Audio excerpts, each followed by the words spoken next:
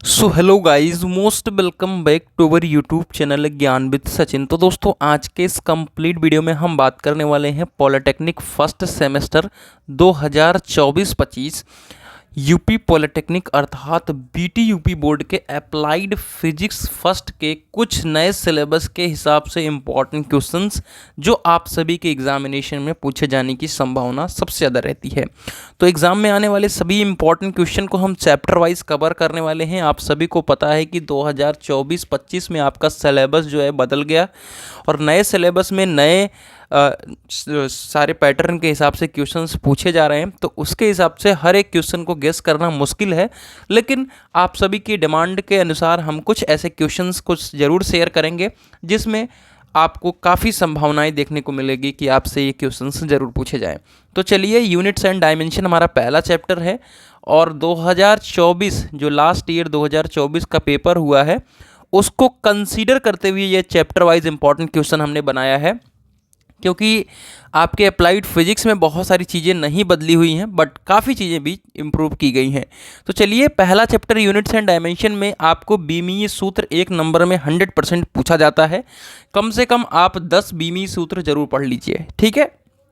ये बात क्लियर हो गई आप सभी को। चलिए, 1 नंबर के लिए 10 बीमीय सूत्र पढ़ना, उससे क्या है कि आपकी यूनिट भी अच्छी हो जाएगी। और दूसरी बात यह है कि बीमीय समीकरण क्या है, ठीक है, बीमीय समीकरण क्या है, और फिर बीमीय के समांगता के सिद्धांत पूछ लेता है और उसकी लिमिटेशन को पूछ लेता है 2 नंबर में, ठीक है। काफ़ी इंपॉर्टेंट क्वेश्चन है। उसके बाद एक आपका एरर का क्वेश्चन आता है जिसमें घनाभ की लंबाई, चौड़ाई तथा मोटाई के मापन की त्रुटि दी होती है। फिर आयतन में के मापन की त्रुटि पूछता है 2 नंबर में, ये भी पूछा जाता है। और फिर एक ए और बी के मात्रक ज्ञात कीजिए, एक इक्वेशन दिया होता है जिसमें एक्स को बताया जाता है कि मीटर में है और टी को बताया जाता है सेकंड में है। तो इस चैप्टर से 4 ऐसे इंपॉर्टेंट क्वेश्चन मुझे समझ में आते हैं जो लास्ट ईयर के डेटा के हिसाब से काफ़ी ज़्यादा पूछे जाते हैं। बाकी पहले चैप्टर से कोई बड़ा क्वेश्चन 5 नंबर का बहुत कम चांस रहता है बनने का, ठीक है। दूसरी बात, बच्चे पूछ रहे थे न्यूमेरिकल के बारे में, तो न्यूमेरिकल के बारे में बता देता हूं कि न्यूमेरिकल हमेशा आपको ऑप्शन में देखने को मिलेगा। तो अगर आप टोटल थ्योरी पढ़ के जाते हैं तो आपका टोटल थ्योरी का मतलब है कि टोटल डेरिवेशन और टोटल थ्योरी पढ़ के जाते हैं तो आपका 100% अटेम्प्ट हो जाएगा आपका question. B equal R omega, A equal R alpha है, ठीक है। ए इक्वल यहाँ पे लिख लीजिएगा आर अल्फा, ठीक है। ए इक्वल आर अल्फा का डेरिवेशन करना है, 2 नंबर में पूछा जाता है, ठीक है। चलिए, अभिकेंद्रीय बल से क्या तात्पर्य है, इसके व्यंजक को भी प्राप्त करें, ठीक है। देखिए, पहले क्या था, अभिकेंद्रीय बल के साथ त्वरण पूछा जाता था, ठीक है। अभिकेंद्रीय बल के साथ त्वरण पूछा जाता था जिसका डेरिवेशन था, ठीक है। लेकिन इस बार क्या है कि अभिकेंद्रीय बल सिर्फ पूछेगा, अभिकेंद्रीय त्वरण आपके सिलेबस में नहीं दिया गया है, ठीक है। आवेग आपके सिलेबस में ऐड किया गया है और इसके एप्लीकेशन बताना है, ठीक है। केपलर का नियम बहुत इंपॉर्टेंट क्वेश्चन है, ठीक है। ये मोस्ट इंपॉर्टेंट क्वेश्चन की श्रेणी में आता है केपलर का नियम। वैसे लास्ट ईयर केपलर का नियम पूछा जा चुका है, लेकिन बहुत इजी सा है तो आराम से आप तैयार कर लीजिए और मोस्ट इंपॉर्टेंट क्वेश्चन की श्रेणी में आता है। इस क्वेश्चन को आप 100% की श्रेणी में मान सकते हैं क्योंकि ये काफ़ी ज़्यादा एक्सपेक्टेड क्वेश्चन होता है। गुरुत्वीय त्वरण को परिभाषित कीजिए तथा इसका मान पृथ्वी की सतह से ऊपर और नीचे जाने पर कैसे परिवर्तित होता है, उसका एक डेरिवेशन टाइप है, उसको आपको दिखाना होता है। आइए चैप्टर नंबर 3 को कवर करते हैं। चैप्टर नंबर 3 है वर्क, पावर और एनर्जी। पिछली बार एनर्जी और पावर दोनों का पूरा डेरिवेशन डेफिनेशन पूछा था, तो इस बार भी पूछे जाने की उम्मीद है, लेकिन इस बार मैकेनिकल एनर्जी के संरक्षण के सिद्धांत एक नए सिलेबस में ऐड हुआ है, उसको पूछ सकता है। फ्रिक्शन बहुत इंपॉर्टेंट क्वेश्चन है, बहुत बार पूछा जाता है। आगे आपको सेकेंड सेमेस्टर में मैकेनिक्स मिलता है, वहाँ पर भी पूछा जाता है।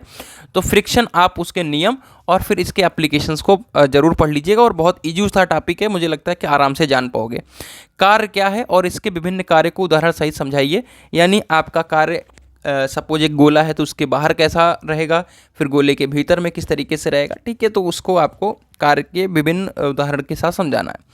ये कुछ इंपॉर्टेंट क्वेश्चन है। वर्क एनर्जी थ्योरम होता था पहले, अभी उस सिलेबस में मुझे नहीं देखा तो वर्क एनर्जी थ्योरम को मैं कंसीडर नहीं कर रहा हूँ। रोटेशनल मोशन चौथा चैप्टर है जिसमें एंगुलर मोमेंटम के संरक्षण को उदाहरण सही समझाइए। ये काफ़ी ज़्यादा एक्सपेक्टेड क्वेश्चन है और लीनियर मोशन और रोटेशनल मोशन के बीच में अंतर पूछ सकता है और ये आप सभी का सिर्फ स्टेटमेंट रह गया है। पहले क्या होता था, ये पहले आपका डेरिवेशन के अंदर आता था, ठीक है। तो सिर्फ स्टेटमेंट आपको इसको देखना है, 2 नंबर में आप सभी से पूछे जाने की उम्मीद है। बाकी और भी चैप्टर्स और भी टॉपिक हैं और बहुत ज़्यादा लेंदी टॉपिक हैं अप्लाइड फिजिक्स। तो कहीं ना कहीं नया जब सिलेबस होता है तो चीज़ों को हमें ज़्यादा से ज़्यादा पढ़ना होता है, हर एक चीज़ को गेस करना मुश्किल है, लेकिन जो मुझे एक्सपेक्टेड लगता है वो आप सभी के साथ शेयर कर रहा हूँ। स्ट्रेस स्ट्रेन कर्व को बताना है इसमें, जैसे कि इलास्टिसिटी क्या है, मॉड्यूलस ऑफ इलास्टिसिटी क्या है, हुक्स का लॉ क्या है। बहुत इजी सा टॉपिक है, अगर स्ट्रेस स्ट्रेन कर्व जिसको पता चल जाएगा तो वो सारी चीज़ें उसको पता होंगी। तो स्ट्रेस स्ट्रेन कर्व को पढ़ लीजिएगा, ये 5 नंबर में पूछे जाने की पूरी उम्मीद है। ठीक है, काफ़ी इंपॉर्टेंट क्वेश्चन की श्रेणी में मैं इसको आप सभी के साथ शेयर करूंगा। स्टोक्स का नियम और विस्कोसिटी का टेम्परेचर का इफेक्ट, ये भी बहुत इंपॉर्टेंट क्वेश्चन रहेगा। और अगर 5वें नंबर से कोई डेरिवेशन आने वाला है तो यही आएगा, रेनॉल्ड नंबर का इक्वेशन को समझाना है, कंटिन्यूटी के इक्वेशन को समझाना है, तो बढ़िया से इसको पढ़ लीजिएगा। आइए, हीट एंड थर्मोमेट्री का एक चैप्टर आ गया है जिसमें ऊष्मा स्थानांतरण की विभिन्न विधियों का उल्लेख करना काफ़ी इंपॉर्टेंट है। संवहन, चालन, विकिरण, बहुत इजी सा है, पढ़ लोगे आराम से काम हो जाएगा। कोफिशिएंट ऑफ थर्मल कंडक्टिविटी और इसके एप्लीकेशन को आप पढ़ सकते हो, और विभिन्न प्रकार के तापमापी यानी टेम्परेचर मेजरिंग डिवाइस जो हैं उनका क्या नाम है, उनके प्रयोग कैसे हैं, कैसे उन्हें यूज किया जाता है, उसके बारे में आपको बताना है। तो बहुत ज़्यादा मैं क्वेश्चंस नहीं लेकर आया क्योंकि नया सिलेबस है, तो इसमें अधिक से अधिक आपको सिलेबस को कवर करना चाहिए, लेकिन जो एक्सपेक्टेड लगा मैं आप सभी के साथ शेयर कर दिया हूँ।